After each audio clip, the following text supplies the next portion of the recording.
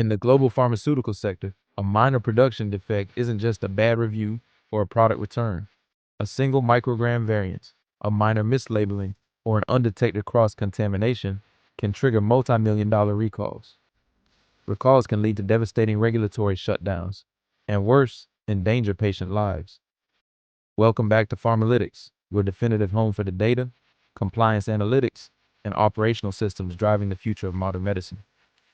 If you are serious about breaking down the complex, high-stakes science of biotech and pharma operations, make sure to hit that subscribe button right now.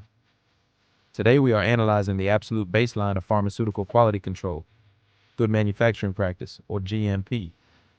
GMP is a rigid, globally enforced legal framework designed to minimize risks in pharmaceutical production that cannot be eliminated through final product testing alone.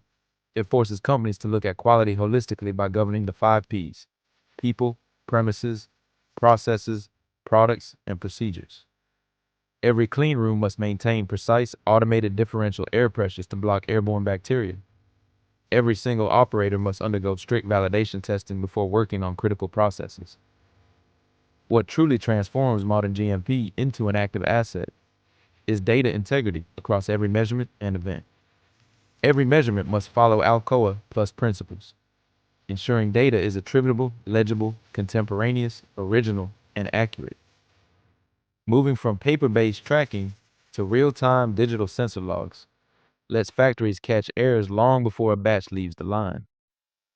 Ultimately, GMP converts high-risk chemical reactions into a predictable, repeatable, and safe manufacturing cycle.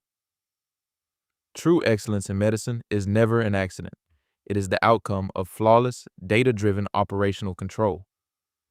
If you want to master the analytics transforming this industry, give this video a thumbs up, subscribe to Pharmalytics, and drop your thoughts on GMP compliance below. See you in the next breakdown.